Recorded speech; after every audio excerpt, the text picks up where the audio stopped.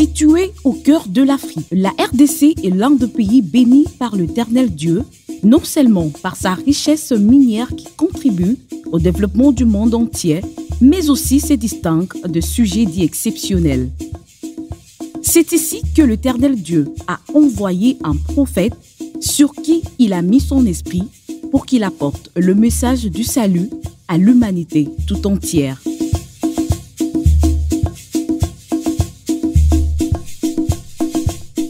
Par la singularité de faits marquant leur existence, les prophètes de l'Éternel font partie de ces êtres humains, répétons-les, exceptionnels. Il est important de se rappeler, dans l'ouvrage Mon appel, la deuxième édition, il est écrit au niveau de la préface de cet ouvrage que la nature humaine est complexe. C'est une nature qui est marquée par la diversité. Il y a des êtres humains qui sont exceptionnels et il y a aussi des êtres humains qui sont d'apparence ordinaire. Et dans cette diversité, ce sont les êtres humains d'apparence ordinaire qui sont pratiquement les plus nombreux, contrairement aux êtres humains exceptionnels qui ont des caractéristiques assez particulières. Ils ont des aptitudes innées, ils ont des aptitudes spécifiques qui attestent que ce sont des denrées rares dans l'humanité. Et parmi ces êtres exceptionnels, nous avons les prophètes de l'Éternel.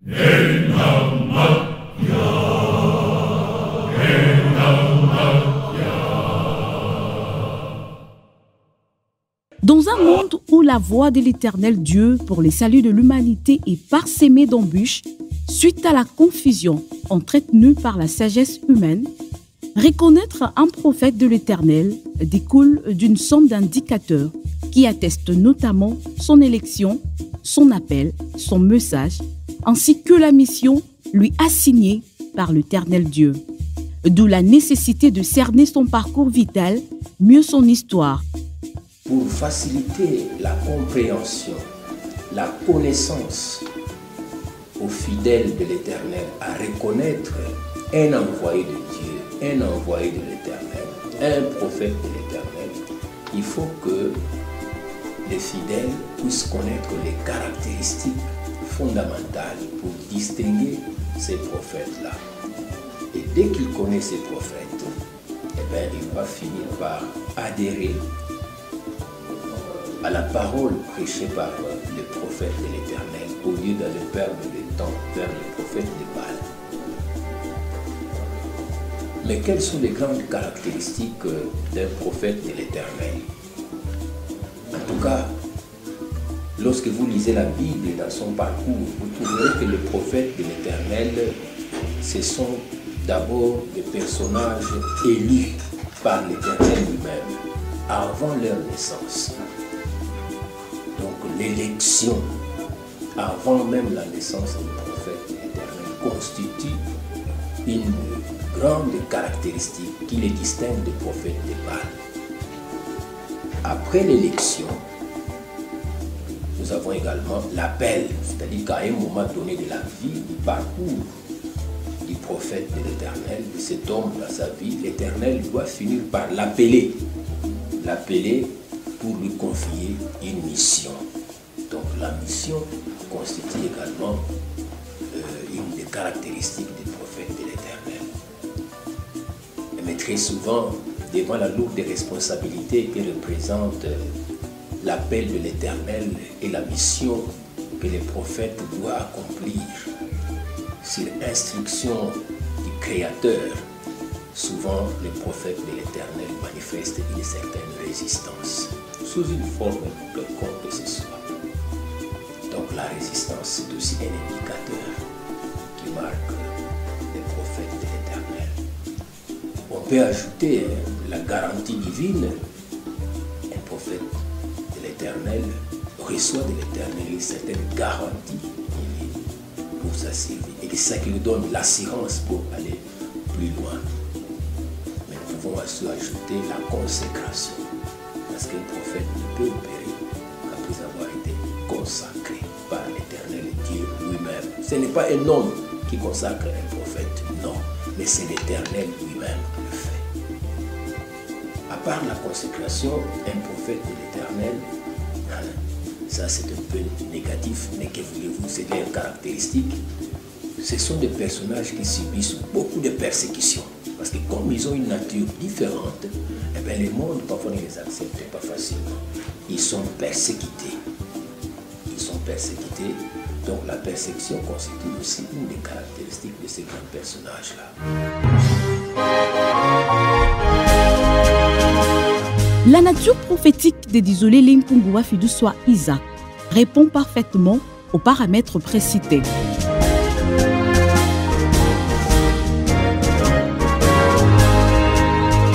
Du contenu de ce documentaire qui décrit ces persécutions et tortures transparaît l'image d'un personnage mis à part par l'Éternel Dieu. Un prophète de l'Éternel est toujours persécuté. Nous pouvons citer le cas de Jérémie. Jérémie était persécuté. Jérémie a connu des persécutions. Ils ont vécu des situations bizarres. Jérémie a évolué vers la fin du royaume de Juda en Israël. Il fit, après le prophète Ésaïe, les plus grands prophètes en Israël, précisément dans le royaume de Juda. Sous les instructions du Très-Haut l'Éternel, il prêchait l'Éternel Dieu et sa loi. Cependant, comme ces peuples étaient indociles à la voie tracée par l'Éternel, ils étaient indisposés par les avertissements incessants que le prophète Jérémie donnait au peuple pour les aider à se corriger. Pour mettre fin à cette situation, les peuples ont résolu de persécuter les prophètes. Ils les saisirent pour les tuer. Jérémie leur dit qu'il prononçait les paroles du Très-Haut Éternel. Les relâchés alors, ils lui interdirent de pénétrer dans les temples et de ne plus prêcher la parole de l'Éternel au peuple. Les conseillers de Sédécias avaient jeté le prophète Jérémie dans une citerne pleine de boue. Le roi l'en avait fait retirer, mais pour le jeter en prison. Et le prophète y fut lapidé et mort. Il y a aussi d'autres prophètes qui ont été persécutés. Moïse lui-même aussi a subi des persécutions, parfois de la part de ses propres frères et tout cela. Et les prophètes d'Isolé aussi a connu des persécutions énormes, en commençant par ses propres frères du village Makaba, qui l'ont lapidé et consorts, séquestré parfois, dérangé, calomnié même au niveau de son propre village par ses propres frères, parce que il ne voulait pas de son enseignement. Beaucoup parmi eux ne voulaient pas de son enseignement. Le village était partagé. Vous voyez? Donc ce sont des persécutions. Il a été injurieux. Désolé, Anouni.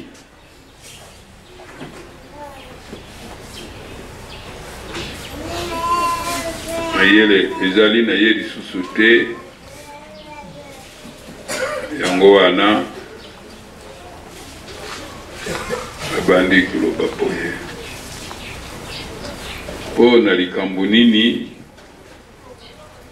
oyo te natalisi bino Yahweh Nzambe ya solo. Il fallait pas na toucher na point wana natalisa bino Yahweh bozanga kuyeba ye ndenge bango balingelaki. Et pourtant natindamaki na Yahweh, natindamaki mpona Yahweh. Élu et oint par l'Éternel, le prophète d'Isolélé est un don de l'Éternel à l'humanité tout entière. Oyo tozala kuzila sasa hivi tango koki.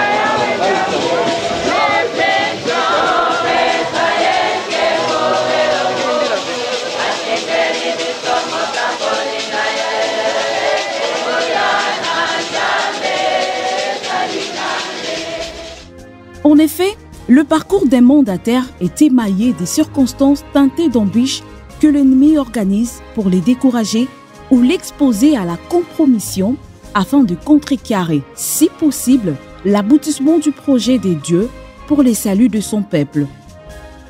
Mais par sa puissance, l'omniprésence et sa hauteur notable, l'Éternel accompagne quotidiennement son serviteur dans son cheminement vers l'accomplissement de sa mission. Les sermons du prophète, du Père fondateur et visible de l'Église Bon Nouveau Message KCC que nous vous décrivons dans ces images traduit un aperçu des embûches vécues, les soutiens reçus par l'Éternel face aux différents obstacles, ainsi que son ferme engagement de servir l'Éternel qui l'a mandaté sur cette terre des hommes pour convertir les âmes perdues à son idéal sacré du salut.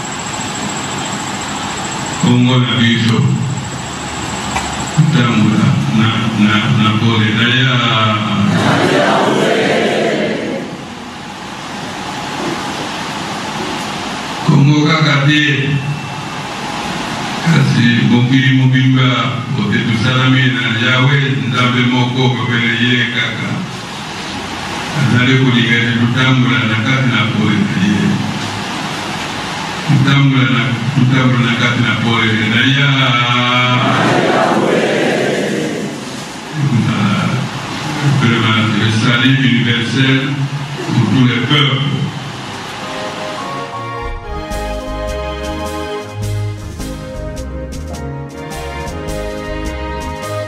Il s'agit du prophète d'Isolélé Mpungua Fiduswa Isaac, né le 1er mars 1930 à Makaba, dans la province du Congo central, en République démocratique du Congo.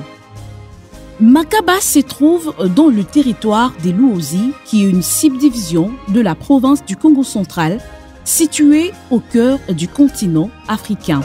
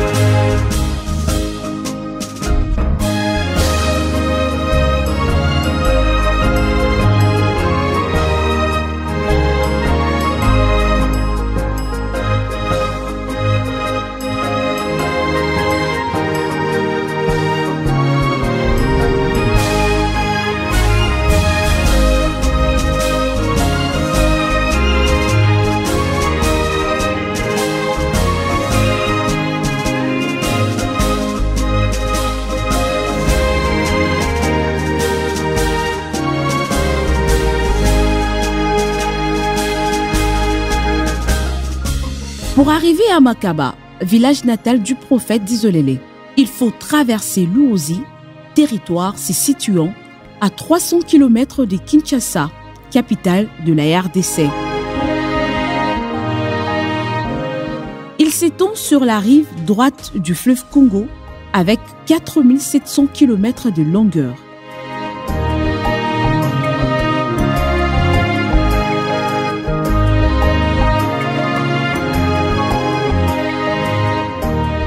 Subdivisé en 10 secteurs, une cité avec 4 quartiers, 37 groupements et 654 villages.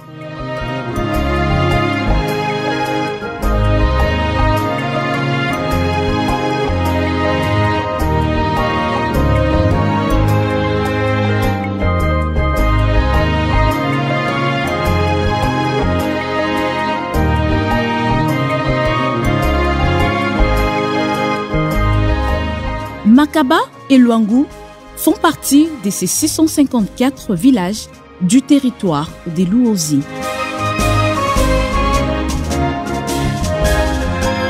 Il débuta cette mission de prêcher la parole de Dieu en 1955, alors qu'il n'avait que 25 ans. Depuis, il s'est consacré entièrement à proclamer au monde le vrai message du salut, le Kassissé. Chaque prophète reçoit de l'Éternel une mission spéciale.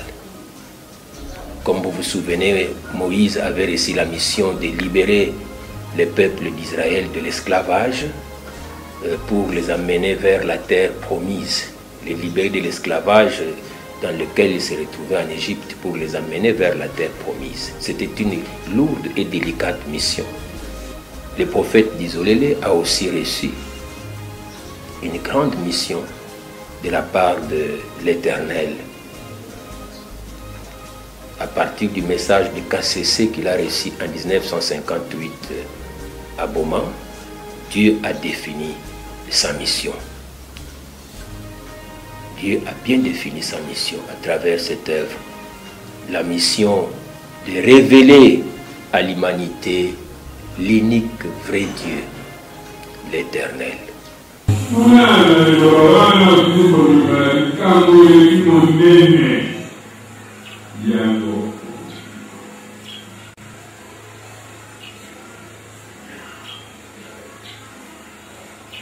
De la présentation de l'Éternel, Dieu créateur. Quand vous voyez tout le monde, vous allez le voir pour Yamumana. Il s'agit de l'Ogango, de l'Oganama, de l'Oganaboué. Il dit que nous oui, 15 amis de la Sakoli.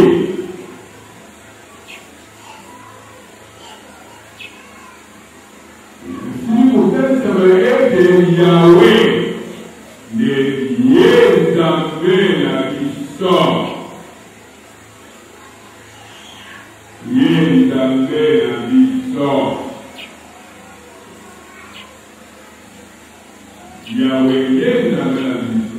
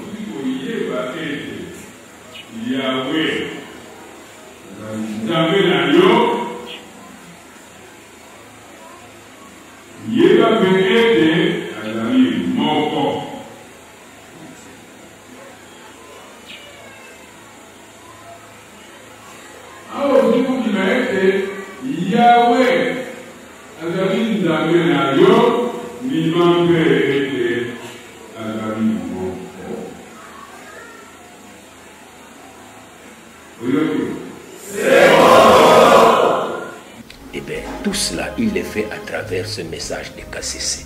Donc tout celui qui croit en ce message, qui le met en pratique, en pratiquant la loi de l'Éternel, les ordonnances de l'Éternel, en bonne et due forme, comme le prévoit, l'enseigne le prophète lui-même, eh bien, c'est quelqu'un qui intériorise l'Éternel en lui. Il est converti. Eh bien, il sera heureux un jour parce que, avec sa foi et consort, il est préparé à hériter le royaume des cieux. Serment du prophète. Ndai na mosakoli na Yahweh ibepo uti.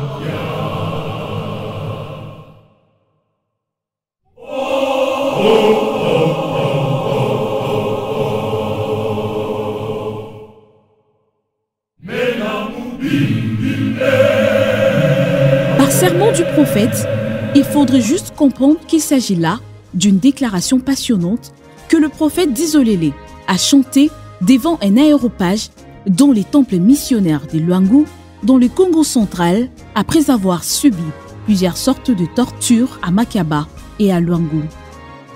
Dans son contexte historique, depuis le début de son ministère, sa prédication qu'il qualifiait de Longidia Kizulu, Longidia Mona, Longidia Kimpeve, traduit en français par un enseignement venant du ciel, nouveau et spirituel, faisait frissonner le serviteur de Dieu qui s'est passé eux-mêmes. De plusieurs personnes opposées à la vérité faisaient de multiples et diverses pressions en vue de l'obliger à changer sa façon de prêcher.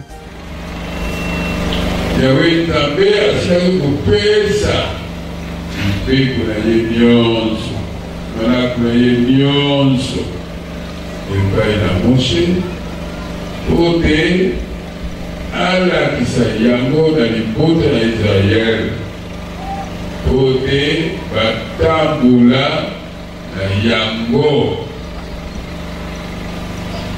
batambola na yango mpeko nyonso wana ezali mpona kososomisa bato mokanda Nzambe oyo ya solo mokanda Nzambe oyo ya vrai mpenza oyo ya lola mokeli mpe bayeba oyo ndenge bakotambola ndenge bakoki kosambela enani bakoki kosambela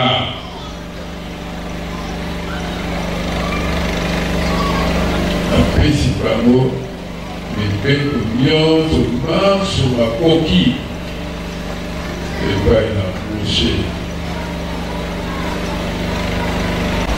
alobi okotambola na ndenge ya mibeko yango na ndenge ya malako yango mpo te owumela na mikili oyo ozali kokende kokota zala kasi okotalisa yango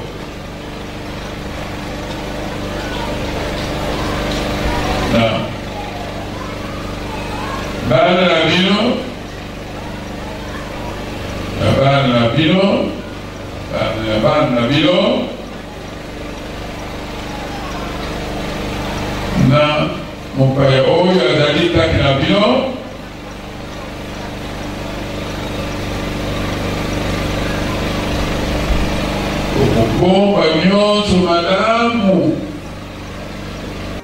Si pour ces hommes de Dieu, sa prédication détruisait leur récolte, les brebis désiraient ardemment en être nourries parce qu'elles étaient sensiblement différentes des autres.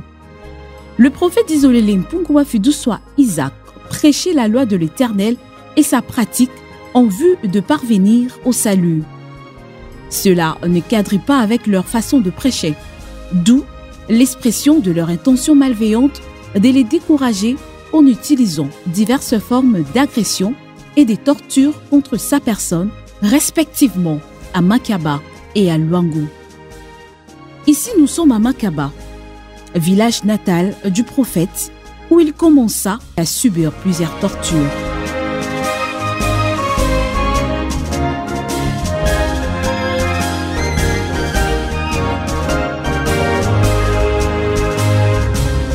C'est en 1959 que ces multiples agressions ont commencé par de jeunes manipulés, par de serviteurs véreux qui avaient de la peine à intérioriser sa prédication qu'ils trouvaient incompatible aux enseignements leur donnés par le missionnaire. Cette jeunesse se ligua contre lui pour l'empêcher de prêcher la parole de l'Éternel. À chaque fois que le prophète de l'Éternel réunissait les gens dans les temples, ce groupe de jeunes se mettait dehors pour faire du tapage, lançant des cris hostiles contre la parole de Dieu, jetant de pierres à travers la fenêtre placée à côté gauche de la chaire pendant la prédication. Ils répétèrent ce jet de pierres à plus de 20 fois et pendant plusieurs jours, mais hélas, aucune de ces pierres ne l'atteignit.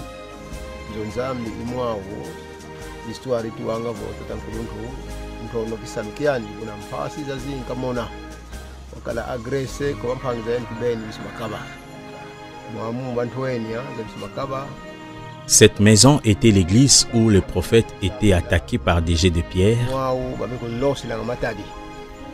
insulté et torturé.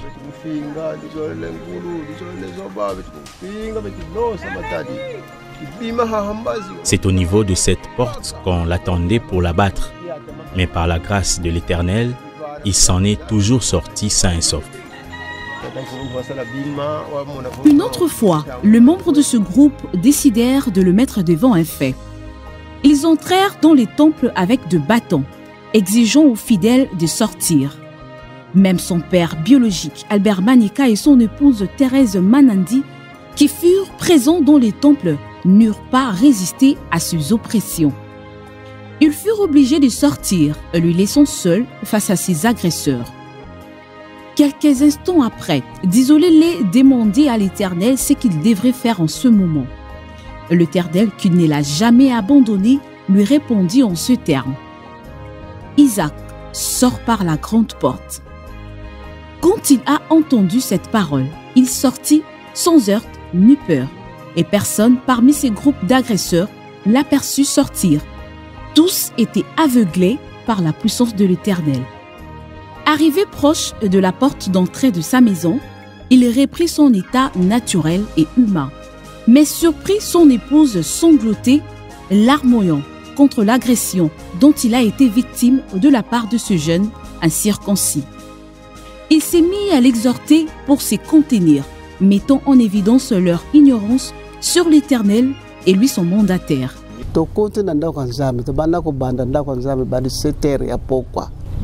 Tobane na biso ndako nzambe bien banjembo bandoko yemba ma kamunyo tsozo ko salama na ndako nzambe to mona kambala moko ale babandoko bwaka mabanga na kolo ya ndako nzambe lelo na ndako nzambe mission ya biso te ndako nzambe bandoko sambela na mission kaka na mission babandoko kubeta mabanga na ndako nzambe bazoluka kaka. Nous sommes allés à l'église, c'était vers 17 h. Tout s'est déroulé normalement comme à l'accoutumée. À cette époque, nous prions tous dans une paroisse des protestants. Et brusquement, nous avons entendu des jets de pierre et de jeunes qui criaient à haute voix à l'extérieur du temple qu'ils sortent, qu'ils sortent. J'ai rapidement pris mes 2 premiers enfants et je les mis l'un au dos et l'autre à la main. Et nous nous sommes dirigés à la maison juste à côté du temple. Le prophète était resté seul au temple parce que ces jeunes véreux l'attendaient dehors. Arrivé à la maison, j'ai commencé à pleurer, pensant aux agressions que pourrait subir mon mari. Je me disais certainement qu'il serait déjà mort. Après quelque temps, je le vis entrer dans la maison. Mais voyant sur cet état, il m'a demandé de cesser de pleurer, car l'Éternel l'avait sauvé de cette attaque. Je vous jure, c'était vraiment difficile. C'est seulement par la grâce de Dieu qu'il est encore en vie. L'Éternel l'a vraiment soutenu.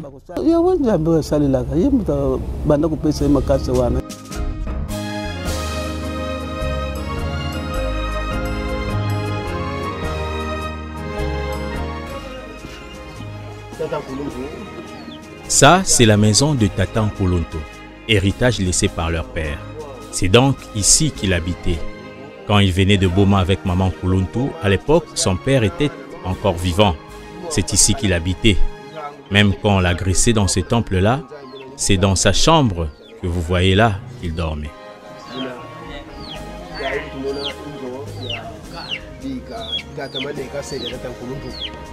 Cette sortie mystérieuse du temple, que ces jeunes ne se rendirent pas compte, alimenta davantage leur étonnement sur sa personne. Malgré cela, les jours suivants, ils reprirent leurs actes d'agression contre Disolélé quand il était une fois de plus appelé à prêcher dans ce même temple. À cette époque-là, quand il venait de Boma, l'église l'avait accueilli. Mais c'était difficile pour lui ici à Makaba. On lui jetait les pierres dans ces temples-là.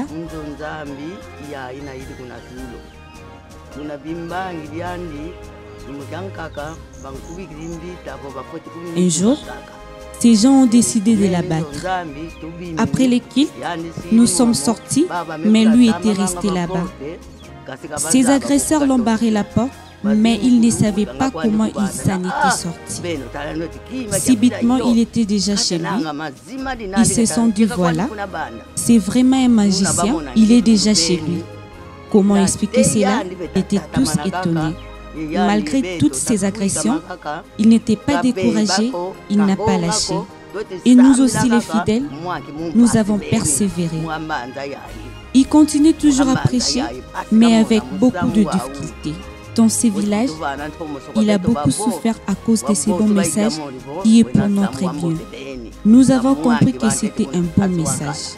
Parmi les fidèles qui avaient accepté ces bons messages à cette époque-là, nous n'en sommes restés qu'à 2, moi et maman Antoinette qui a dit, elle est au Congo-Brazza. Mais tous les autres sont de nouveau.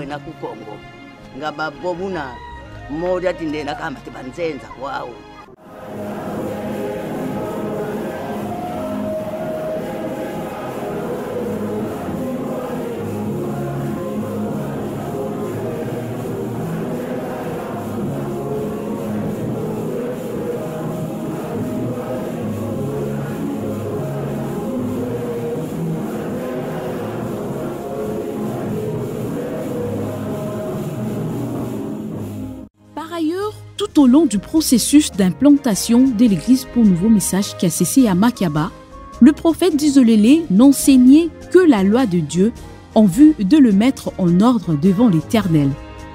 Ces enseignements ne permettaient pas aux gens de danser ou d'affecter d'autres pratiques païennes avec des chants qui ne sont pas pour la gloire de l'Éternel Dieu, c'est-à-dire des chants profanes. C'est dans ces contextes que les jeunes filles prirent conscience que leur habitude de danser avec le garçon lors de la célébration de la fête du Nouvel An, communément appelée Bonne Année, ne plaisait pas à l'Éternel.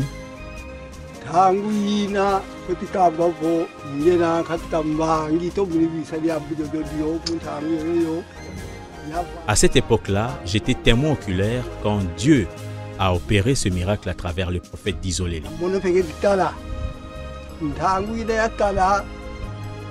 C'est vraiment une histoire étrange. Ces jeunes voulaient à tout prix aller danser dans les villages voisins à l'occasion des fêtes de fin d'année.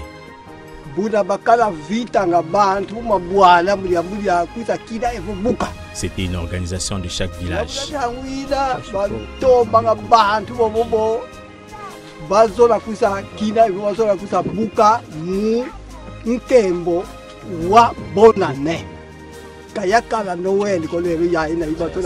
Étrange. Ces jeunes voulaient à tout prix aller danser dans les villages voisins à l'occasion des fêtes de fin d'année. C'était une organisation de chaque village. Parmi les jeunes qui voulaient aller danser quelques filles, elles étaient au nombre de 12 et ont pris le courage d'aller demander la permission au prophète avant d'y aller.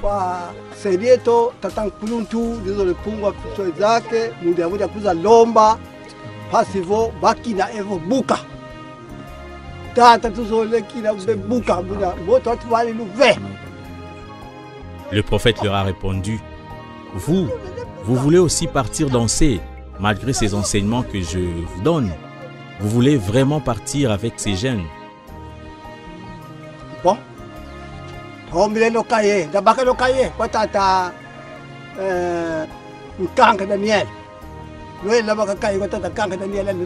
Avec un ton sévère, le prophète demanda le registre où il écrivait les noms de tous ceux qui faisaient partie de son église.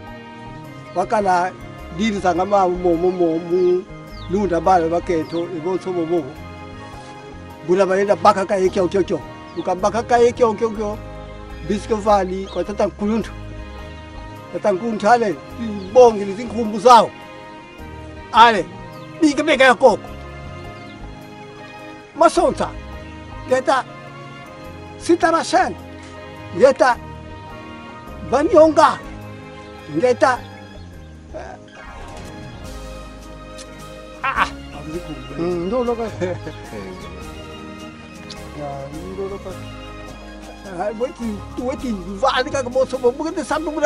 Il a commencé ensuite à supprimer les noms de ces jeunes filles qui voulaient partir danser en citant leurs noms l'un après l'autre.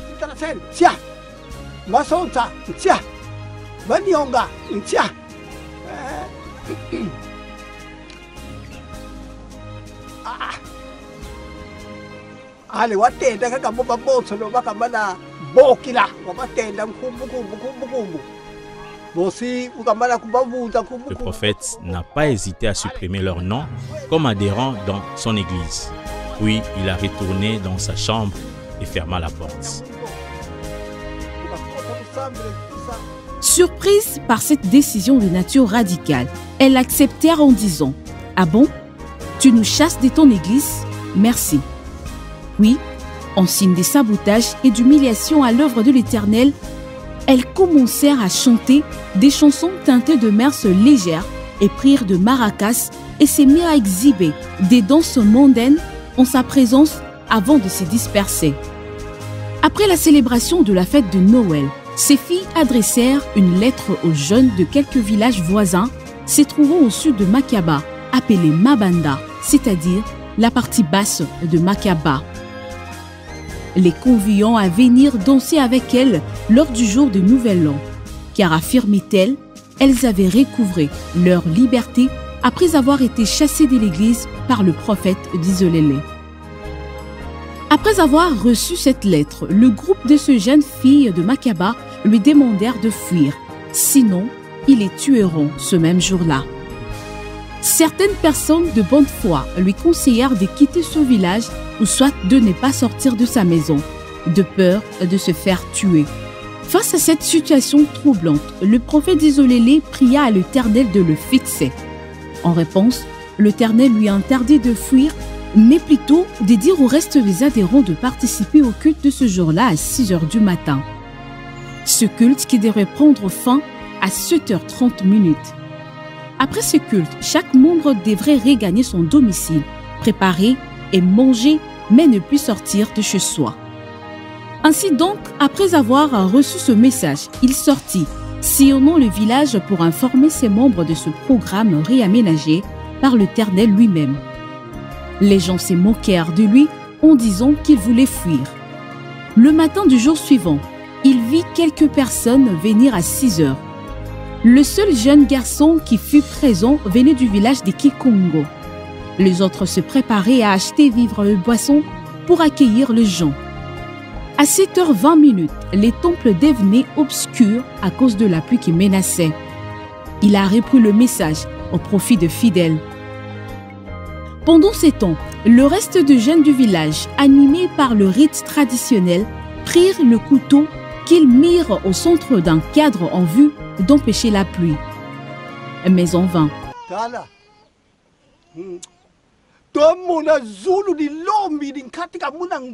Quelque temps après, le ciel était devenu noir.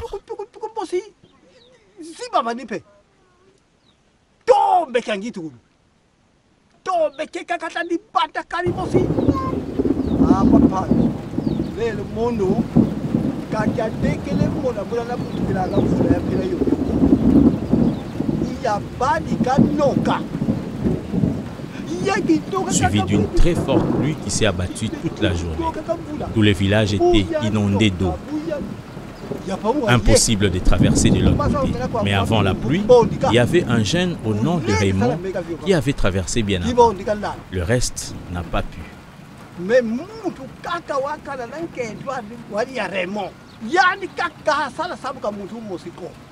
Cette pluie tomba avec violence pendant 2 jours et 2 nuits jusqu'à remplir les rivières Ntanda et Kimbodika ainsi que la rivière Nanindu. Ceux qui vinrent pour la danse dépassèrent Ngaya et montèrent sur la montagne. Ne pouvant pas traverser la rivière Ntanda, ils proférèrent à l'égard du prophète toutes sortes d'injures, disant « Tata d'Isolélé foire Kwaku », à traduire par « Que tu meurs, papa d'Isolélé ». Quand les filles s'aperçurent de la cessation de la pluie, touchées dans leur conscience collective pour leur bévue, elles se réunissèrent devant pareille situation. Au cours de leur réunion, elles prirent des dispositions pour mettre fin à de pareils actes. Elles décidèrent de venir demander pardon à Disolélé qu'elles ont tenté de tuer pour réintégrer l'église. Et toutes étaient d'accord. Un bon matin, un groupe d'une dizaine de filles virent devant sa résidence, s'y mirent à genoux et dirent toutes en une seule voix « Pardonnez-nous, puissiez-vous nous rétablir dans l'église? Enfin, nous venons de comprendre que c'est l'Éternel qui vous a mandaté. » Sur base de ces discours teintés d'humilité et d'esprit de repentance, il comprit leurs besoins et ordonna à la même fille d'aller prendre le carnet pour le réinscrire dans le registre comme de membres de l'Église. Ivres de joie, elles reprirent le maracas, chantèrent de nouveau les cantiques religieux. À partir de cet événement de la pluie, toutes les persécutions contre sa personne cessèrent. Ce fut comme au temps du prophète Samuel, où le peuple d'Israël se montra indocile à la voix de l'Éternel en désobéissant à ses lois. Ce peuple désirait un autre roi hors de l'Éternel Dieu.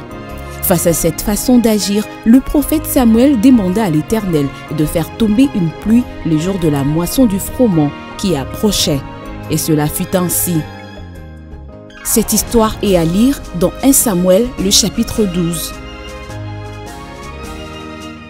En plus de jeunes filles, tous les habitants du village furent persuadés et prirent conscience que le prophète d'Isolélem, Punguba Fiduswa Isaac, venait réellement de l'Éternel.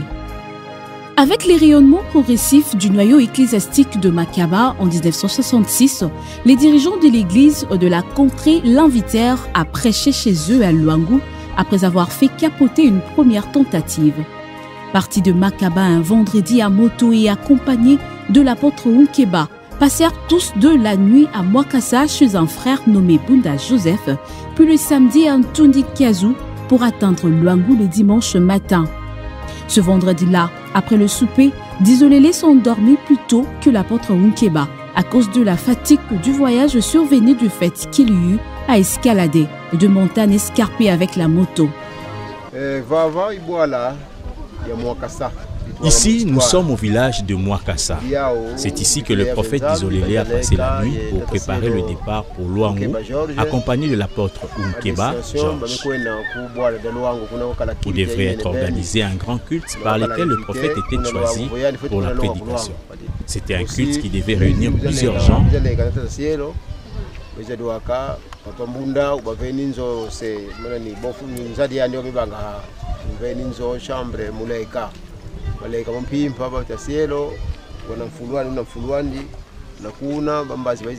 Pendant la nuit, l'apôtre Unkeba vit. Des êtres célestes descendirent l'un après l'autre jusqu'à l'endroit où le prophète s'était endormi. De ses yeux, l'apôtre Unkeba, qui fut encore assis sur son lit, observa tout cela et entendit même le bruit de leurs pas.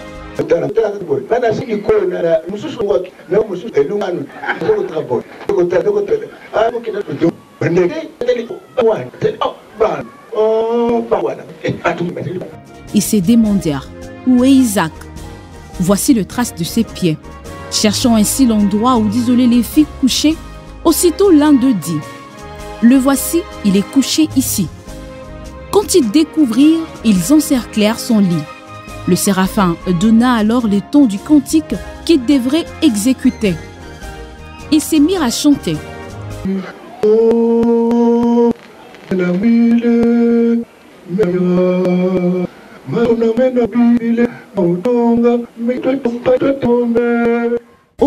Menamu Bibila, Menamakia, Masunama Menamu Bibila, Mautulonganga, Passi-toi Thomas, Menamakia.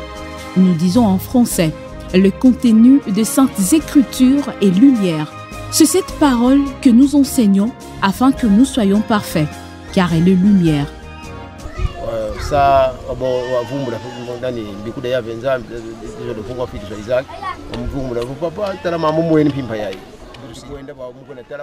Nous allons maintenant visiter l'endroit où l'apôtre Unkeba Georges vit les êtres célestes descendre du ciel. La maison où était hébergé le prophète Disolélé et l'apôtre Unkeba avant de partir à Luangu.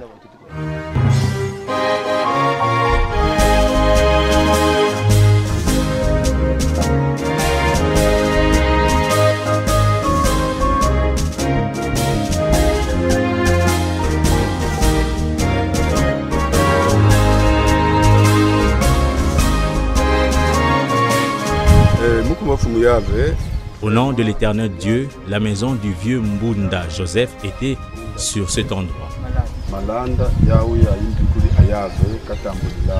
C'est ici que le prophète a reçu l'ordre de ne pas changer sa prédication. Voici la fondation de cette maison.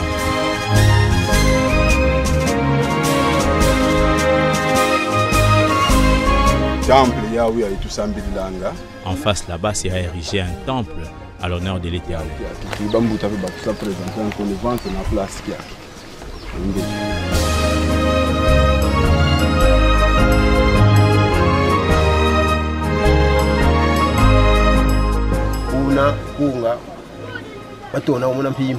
Ils chantèrent le cantique du sermon du prophète. Après avoir maîtrisé la chanson, ils dormèrent. Le matin, ils ont repris leur moto pour atteindre Luango.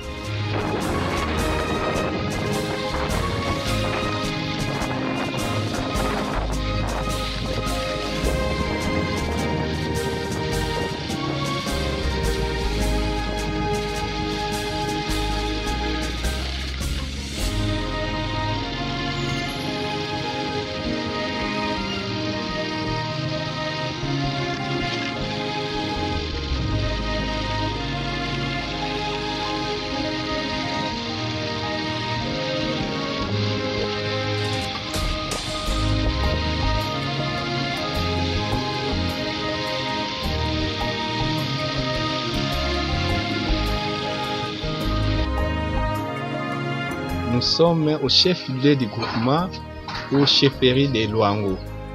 Ici, c'est le temple mythique de Luango, temple protestant.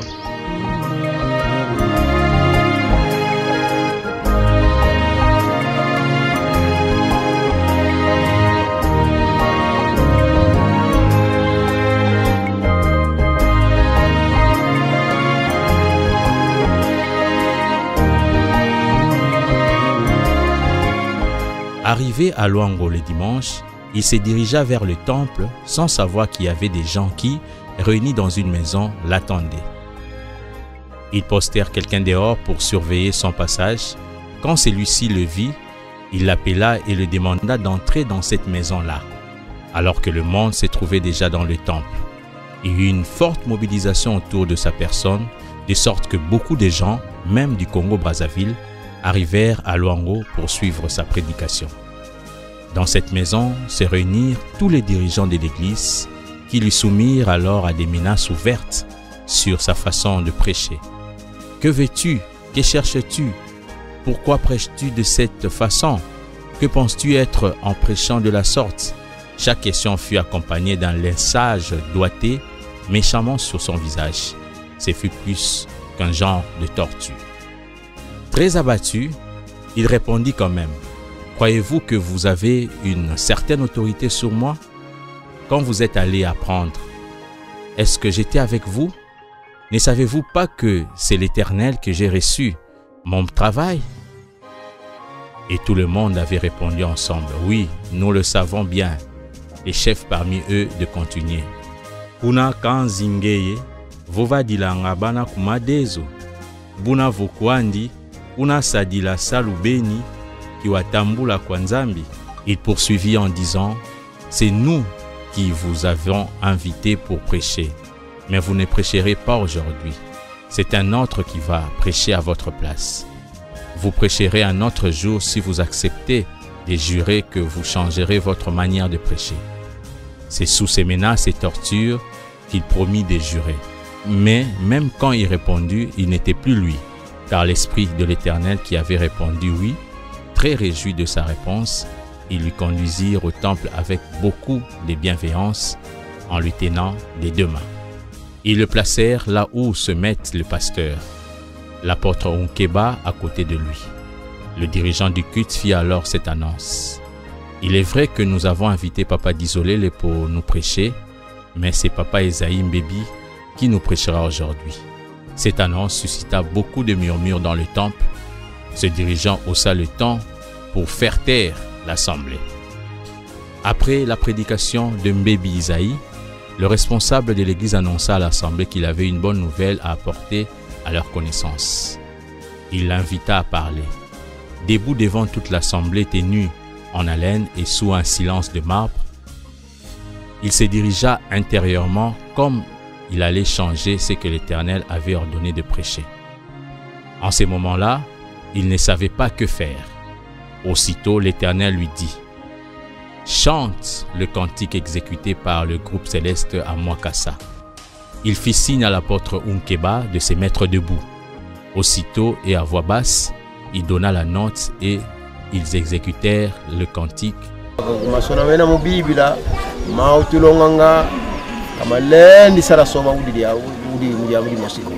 Oh, Mena Mubibila.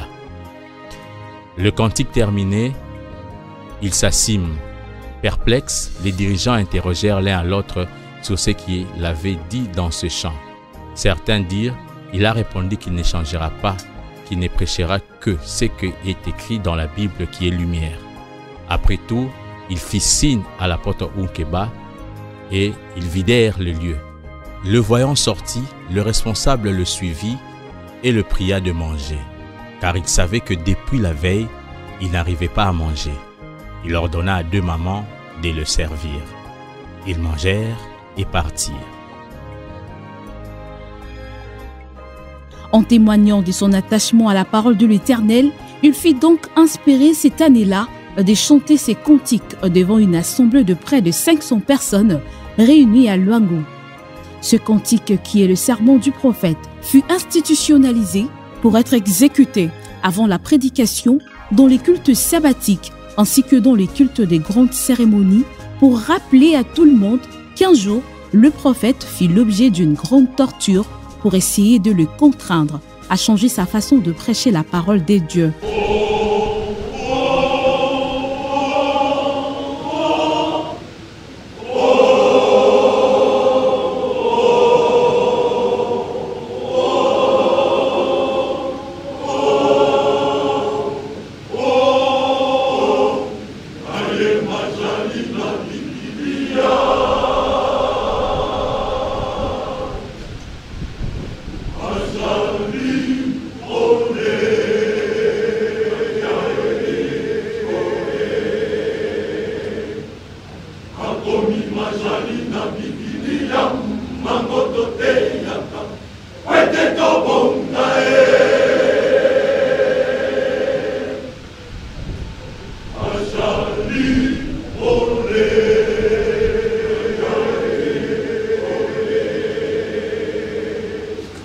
Ce serment du prophète, qui doit être observé et conservé, attire également l'attention des serviteurs de l'Éternel de ne pas changer le message de l'Éternel, quelle que soit la pression, l'intimidation et la menace, selon qu'il est écrit dans Jérémie chapitre 26, le verset 2 et 3.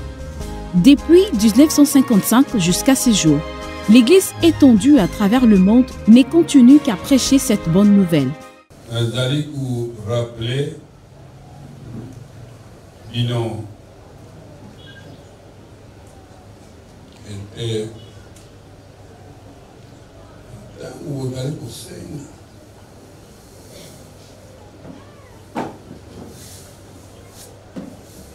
oral ayemba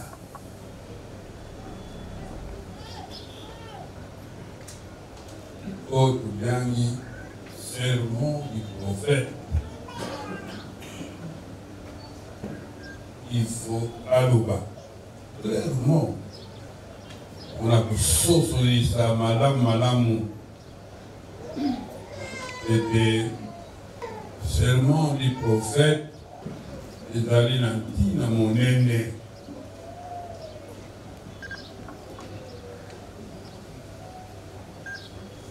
ambate ezali recommandation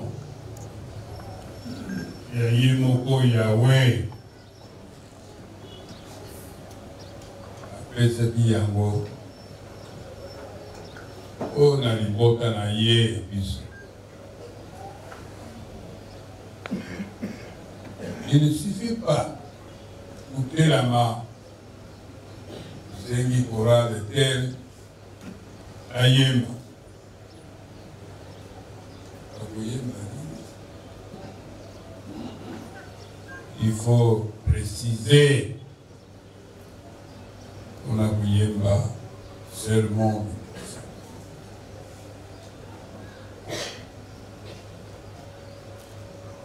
Yango ezali na ntina monene ezali elembo moko mpe ezali loba na Yahweh mpe témoignage na ye mpona mosakoli na ye. C'est très important. Bakuyemba nzembo bakuyemba biloko nini wana bayemba pense seulement du prophète évidemment limulaka te esikala yango iyebana te seulement du prophète na oyo ayoki yango akokoka kotuna c'est quoi le serment du prophète? C'est quoi? Olantina nini?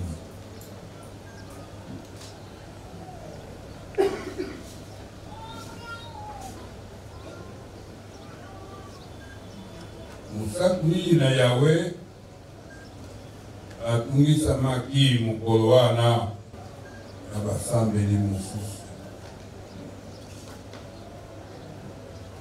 ete abongola achange ete eli na ye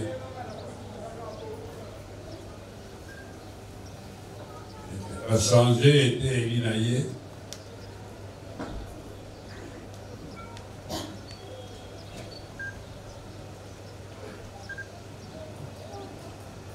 Mosakoli ayebaki te ete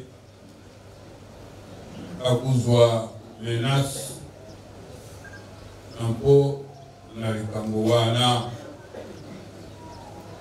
ete achange ete eli na ye kasi Yahweh nzambe na ye ayebaka manzu atako ezokubongisama na nkuku me ye akuyeba ye azali nzambe ayebi manzu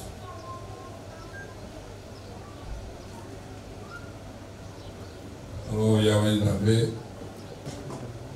boso ya kukuma bisika asengela kokenda koteya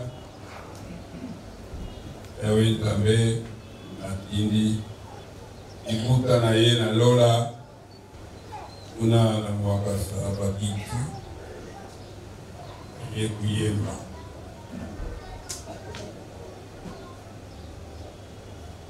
liboso na mosakoli akotia ye na kati na bango yembi nzembo oyo bakoloba na yo makambo wana ebongola echange ya koteya solo oyo ozali koteya yembela bango kaka nzembo oyo komisa batina ye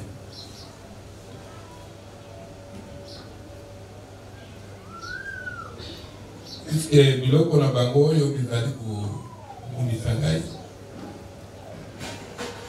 nazali kosepela na yango te mazali na biblie ya bango mazali pole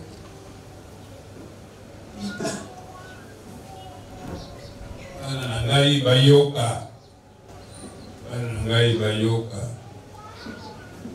mai mazali na biblie ya pote babonga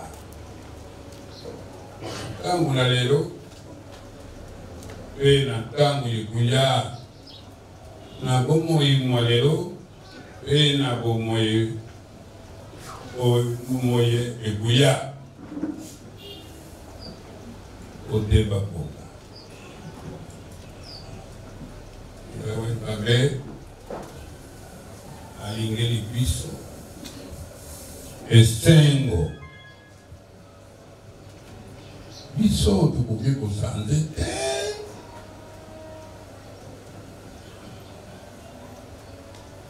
ça le serment du prophète qui a dit. Il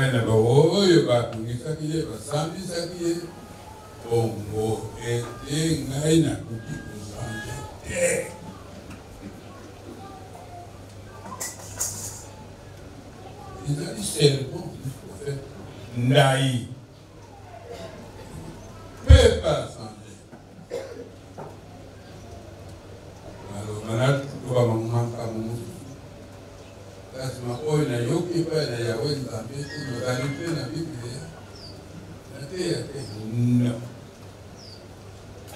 ok masana et que ce serment Isala de voir dans mon union mon imi, non Thomas,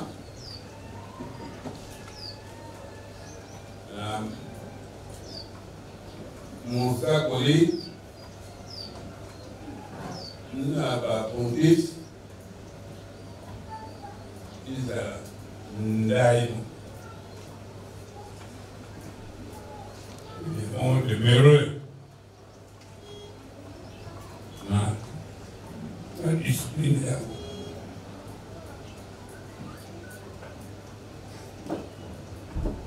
era Sengi au Présidaka le choral, qu'est-ce qu'il doit chanter? Serment du prophète. Ce qui monte à Yokinde, à Yébite, à Punio. C'est quoi le serment du prophète? Il faut y ait pas. C'est Eyam. Réponse. Pour y ait pas association.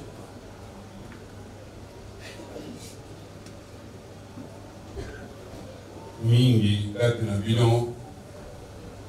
Il y a une banque qui est dans la côte. Il va tout la capitale. Même pas disciple, pas des évangéliques. Comme vous allez au stade de la Ngumba la Bissou, oui, vous na Yahweh Yemei, vous na l'eau la peste. Il faut qu'il y ait pas d'abord. Merci.